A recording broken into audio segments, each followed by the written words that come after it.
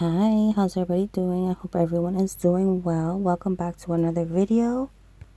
This is my previous set and I am going to be doing some more stamping with you today in this video, so stay tuned. I am falling more and more in love with this color. It's from Beetles and it is so beautiful. I thought it would fit perfect with the design that I wanted to do. We're just going to be doing some more fall leaf stamping. I loved this plate so much that I wanted to revisit it again, and I do think that I'm going to be doing some more designs with it, so definitely stay around for that. Stamping is not something that you will get in one try, and if you do, awesome. But it is something that takes a lot of practice. I have tried so many different types of nail polishes. These are the stamping polishes that I have. I have not tried the stamping gel yet. That's also something that I do want to try.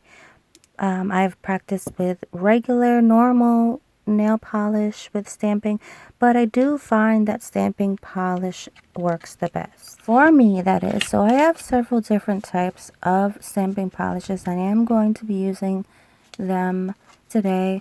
I am using two Born Pretty colors, and the other one is Pin Pie. I think that's how you pronounce it. I'm not sure, but I did get it from Amazon a little bit ago. And if your nail polishes tend to get, or stamping polishes I should say, if they do tend to get a little thick on you, I do recommend using a little bit, not a lot, a little bit, like drops at a time, and kind of shake it up and see how you feel, of nail polish thinner. And that you can find online on Amazon, I'm sure. I've had mine for quite a while. I believe Sally's Beauty Supply has some as well. So definitely check out those places for some. So what was happening here, it wasn't the way that I was scraping. It was not the way that I was putting on the polish. It wasn't the amount of time that I was scraping the polish or picking up the image. It wasn't even the stamping polishes. It definitely was the stamper. I have several stampers, and this one was brand new. Hasn't been used very much, and I tend to find that when you use a brand new stamper, I guess depending on the company, I tend to find that sometimes they won't pick up correctly. So that's where you see a lot of people tend to prime their stampers. I don't like to do that. I kind of like to just use my stampers enough so that they get a good amount of use, and then they start to, they start to pick up. So you're going to see that here I am not able to pick up the image correctly. I have like half of it, and then the other half isn't picked up. So I decided to just not use any of it. So I am going to go clean my plate up again, and here you see I grabbed an older stamper that I have used for many years, but you can tell that it is not brand new, and I'm going to show you in just a minute how well it picks up. So I wanted a fall design, a fall leaf design that had kind of like an ombre vibe going on. So I decided to use a few colors. I put them down as you saw, scraped them a few times, and there you are. There is that beautiful image that I was talking about. I got rid of what I didn't want, and I am able to stamp on my nail what I wanted. Now with using regular stamping polishes, time is definitely key here. You have to be very quick when it comes to stamping polishes, regular stamping polishes. Now when it comes to stamping gel, just like a gel polish or gel builder, you don't have to speed it up. You don't have to be really quick, because it's not like an acrylic where it's going to harden. So you have time when you are using a stamping gel. With stamping polishes, normal regular stamping polishes, you have probably seconds. You don't even have minutes. So this is a very quick thing. I would recommend that you have your scraper, your polish, your and even your stamper all on one side, so that you're not grabbing all around, because you just don't have that amount of time.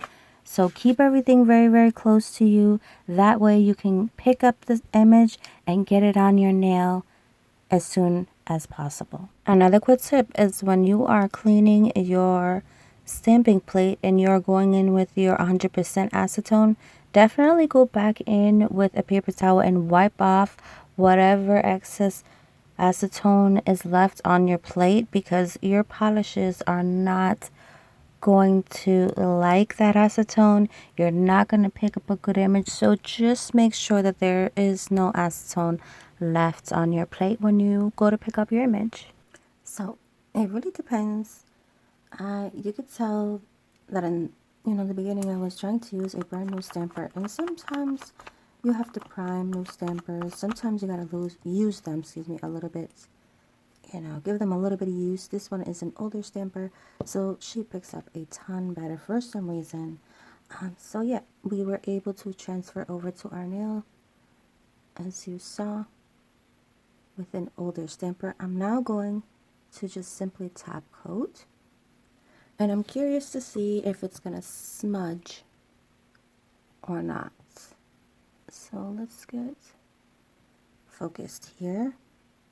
And I'm just using a Beetles no wipe top coat, and I'm gonna float this top coat over the stamp. I don't really want to kind of push it into nail. I just want to drag it over, and of course remove the excess, because we don't want a really top coat. Again, I'm just floating the top gel over. We're not going to mess with it a lot. Just make sure the sides are good. And there is our stamped fall nail, multicolored. So we are just going to throw this finger into the lamp. Now, stamping is not easy. It's not. It takes a lot of practice. Excuse me, my cuticle. I need some cuticle oil. But there it is. And it's a little bit tricky, but if you practice and you hang on, you'll get it. I have been practicing stamping for an extremely long time, and still, as you saw, you struggle a little bit, and it's okay, because then you learn from your mistakes, right? So here's my other nail. She needs a little bit of shaping, but that's okay. But yeah, that is how you do it. I am going to top coat this finger, and then I am going to leave you guys until the next video. Sorry about the lighting, guys. I really wanted you guys to be able to see what I'm doing really well. And with stamping, sometimes it's a little hard to get the lighting right. Again, I am kind of just floating this gel top coat on top, and I want to do it fairly quickly because I don't want the stamping polish and the gel top coat to have a chance to kind of react with each other, and sometimes the stamping polish will go ahead and kind of start to run. We don't want that to happen, so I'm going to quickly put this finger into my LED light. I hope that you enjoyed this quick video. I didn't want to make this video a lengthy one. I wanted to make it a quick, informative video. The way that you put pressure onto your plate as well.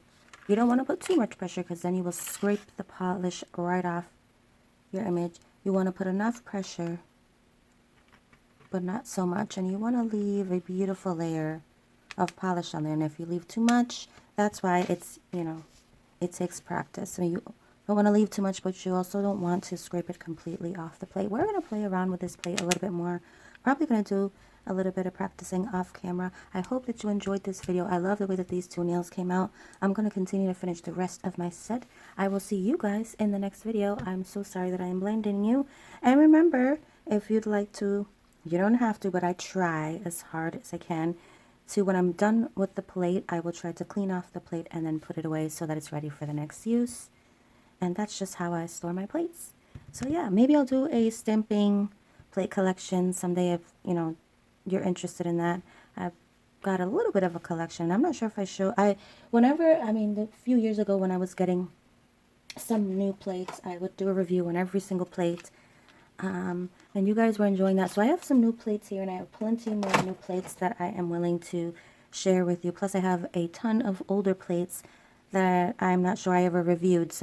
And then I have older plates that I'm not sure if my new subscribers have seen before, and if you're interested in them, I can definitely show them to you and hopefully provide a link to where you can get your own.